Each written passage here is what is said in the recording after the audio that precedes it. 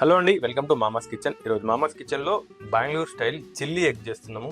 చాలా simple and అలాగే మంచి టేస్ట్ ఉంటుంది. ఎలా చేసామో చూసేయండి. చిల్లీ ఎగ్ కోసం నేను ఒక 5 ఎగ్స్ ముందుగానే ఉడకబెట్టుకొని ఈ సైజ్ ముక్కలు కట్ చేశాను. దీంట్లో ఎల్లో కూడా తినాలనుకునే వాళ్ళు ఉంచేసుకోవచ్చు, లేదనుకునే వాళ్ళు తీసేయచ్చు.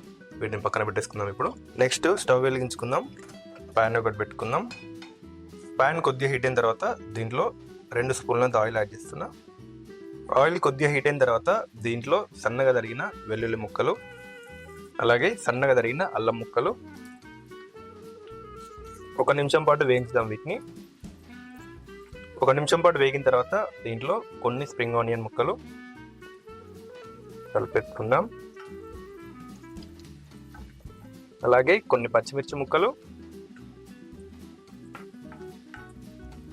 అలాగే నెక్స్ట్ ఆనియన్ ముక్కలు, పొడుగ్గా ఇలా తరుక్కున్న ఆనియన్ ముక్కలు, అలాగే కొన్ని క్యాప్సికమ్ ముక్కలు.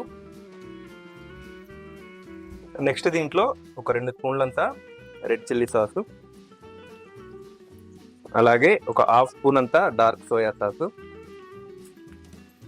అలాగే కొద్దిగా షుగరు, అలాగే కొంచెం ఉప్పు, సాల్ట్ యాడ్ చేస్తున్నా.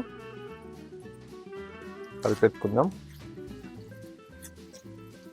అలాగే నెక్స్ట్ దీంట్లో ఒక 1/2 గ్లాస్, చిన్న గ్లాస్ వాటర్ పెద్ద మంట పెట్టి ఉడికిద్దాం. నెక్స్ట్ దీంట్లో ఫ్రెష్గా దంచుకున్న పెప్పర్ పౌడర్ కలిపేసుకుందాం. నెక్స్ట్ లాస్ట్లో ఎగ్స్ యాడ్ చేస్తున్నా, ఎగ్ పీసెస్.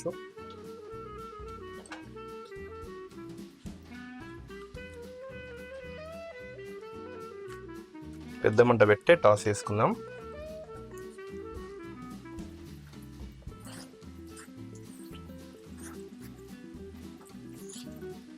పర్ఫెక్ట్. ఇంకా లాస్ట్లో కొన్ని స్ప్రింగ్ ఆనియన్స్ యాడ్ చేసుకుందాం.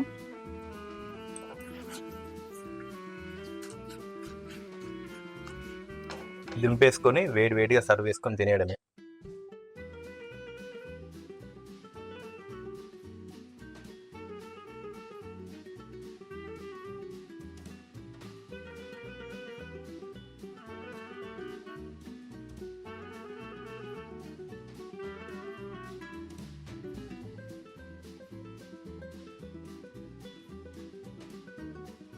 చిల్లీ ఎగ్ టేస్ట్ చేద్దాం లేట్ చేయకుండా.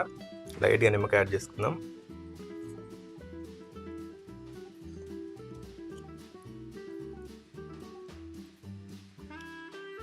చాలా బాగుంది,